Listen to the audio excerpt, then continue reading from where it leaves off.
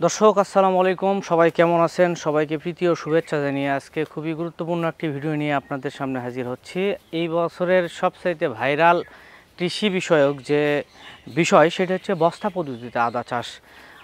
কৃষি সম্প্রসারণ অধিদপ্তর সারা বাংলাদেশে এই বস্তা নিয়ে চাষের আদা নিয়ে কাজ করে যাচ্ছে। তারই আলোকে বগুড়া জেলা কৃষি সম্প্রসারণ অধিদপ্তরের সম্মানিত ডিডি স্যার এবং শিবগঞ্জ উপজেলা কৃষি অফিসের সম্মানিত উপজেলা কৃষি অফিসার স্যারের নির্দেশে মোকামতলা ইউনিয়নের চকপাড়া ব্লকে আমার কর্মরত ব্লকের মাছপাড়া গ্রামে বস্তা পদ্ধতিতে আদা চাষের ব্যাপক একটা প্রসার করা হয়েছে উদ্বুদ্ধকরণের মাধ্যমে।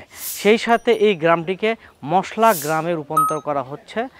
মশলা গবেষণার আলোকে ঠিক এই গ্রামটিকে মশলা গ্রাম নামে নাম দেওয়া হয়েছে। এখানে বিভিন্ন ধরনের মশলা ফসলের চাষ সম্প্রসারণ এবং গবেষণা নিয়ে কাজ করা হচ্ছে কৃষক ভাইদেরকে নিয়ে আমি এবং আমার উপজেলা কৃষি অফিসের টিম। দর্শক, এই মশলা গ্রাম করার উদ্দেশ্য একটি, যে এই গ্রামে বাংলাদেশে এবং দেশের বাহিরে যেসব মশলা চাষ করা হয় সেই মশলার চারা বীজ সংগ্রহ করে এই গ্রামের কৃষকদের মাধ্যমে উদ্বুদ্ধকরণের মাধ্যমে তাদেরকে দিয়ে চাষাবাদ করানো এবং চাষাবাদ করতে গিয়ে কী সমস্যা হয় এবং কিভাবে করা যায় এই বিভিন্ন বিষয় নিয়ে আলোচনা করা হয় এবং তারই ধারাবাহিকতায় কিন্তু আমরা এই মশলা গ্রাম স্থাপন করি। এই স্থাপন করার এক পর্যায়ে এই বস্তা পদ্ধতিতে আদা চাষ একটা গুরুত্বপূর্ণ। এই বস্তা পদ্ধতিতে আদা চাষে আমরা দেখাতে চেষ্টা করছি এই গ্রামের প্রায় 6 থেকে 7 হাজার আদার বস্তা চাষ করা হয়েছে প্রায় 20-30 জন কৃষকের মাধ্যমে।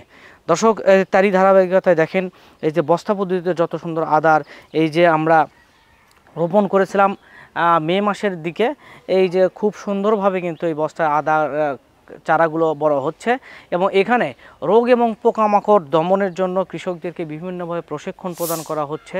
তারই ধারাবাহিকতায় তারা আমাদের কথা মেনে সব কার্যক্রম ঠিকঠাক মতো করাতেই কিন্তু আজকের এই প্রাণবন্ত এবং সুন্দর এই বস্তায় আদা চাষ।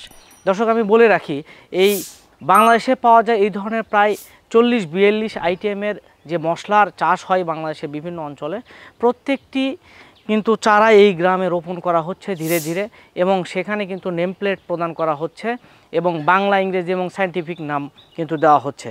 এখানে শিক্ষণীয় বিষয়, এই গ্রামের ছোট থেকে বড় সবাইকে এইভাবে ধরে ধরে এই কাজগুলো শেখানো হচ্ছে যাতে মশলা গবেষণার আদলে এইখানে একটা মশলা গ্রাম স্থাপন করা যায়। তো চলুন আমরা এখন কৃষক ভাইদের কাছ থেকে শুনি যে এই মশলা গ্রাম নিয়ে তাদের কি ধারণা। আদার বস্তাত করে আদার চাষ আমি করতেছি। আমার দেখা দেখি এই গ্রামের আরও অনেকেই করতেছে আর কি। আমি 1-150 বস্তা এখানে আদার চাষ করছি আর কি। আমার চাচা বস্তায় আদা চাষ করেছে, এরকম দেখা দেখি গ্রামের অনেকেই আদা চাষ করেছে। অফিসের পরামর্শে আমরা এই বস্তায় আদা চাষ শুরু করছি। আমাদের গ্রামের প্রায় সকল লোকই আর কি 1-150 বস্তা বা 50 বস্তা যায় যেভাবে করেছে আর কি। রাশিদুল ভাইয়ের পরামর্শ অনুসারে আর কি আমরা করেছি। এটা আমি নিজের ইচ্ছাতেই করলাম এবং আমার সাথে সঙ্গে হচ্ছে আপনার শিবগঞ্জ কৃষি অফিসের কিছু কৃষি কর্মকর্তা ভাইরা আমাকে উৎসাহ করছে, ওনাদের উৎসাহে আমি এই কাজটা করছি। এটা কোথাও হচ্ছে নাকি আমাদের বাংলাদেশের, এটা আমার মতে জানা নাই। এখন এটা হচ্ছে ছায়াযুক্ত জায়গাতে হয় এবং পড়ে থাকা জায়গাতেও এটা করা যায়। এই কারণেই আমার তো মনে হয় যে এটা সবার জন্যই করা দরকার, কারণ আমাদের অনেক জায়গা তো বাড়ির আশেপাশে পড়ে থাকে, অযথা পড়ে থাকে বা ওখানে কোনো কাজকাম হয় না। সেখানে যদি আমরা এমন কিছু করতে পারি তাহলে সবারই তো উন্নতি। আমরা গ্রামের মাছপাড়া গ্রামের মশলা গবেষণা কৃষি প্রসারণ অধিদপ্তরের প্রশিক্ষণের মাধ্যমে আমরা বস্তায় আদা চাষের উদ্যোগে কাজ করেছি। এতদিন আমরা করতে পারিনি এগুলা, এই মুহূর্তে আমরা তাদের পরামর্শে আমরা এই কাজ করতেছি ইনশাল্লাহ, আর সবাই করতে।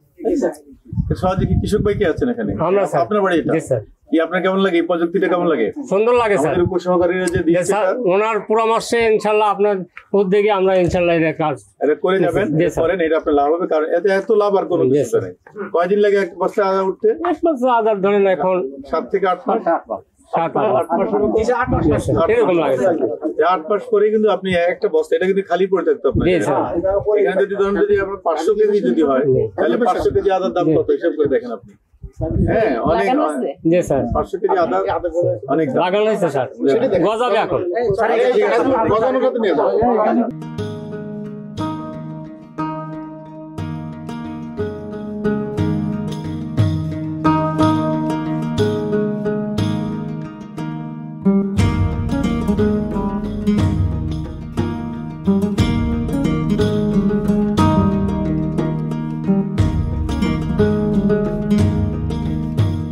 এতক্ষণ আমরা আমাদের এই মশলা গ্রামের বিভিন্ন কৃষক ভাই এবং বোনদের কথা শুনলাম।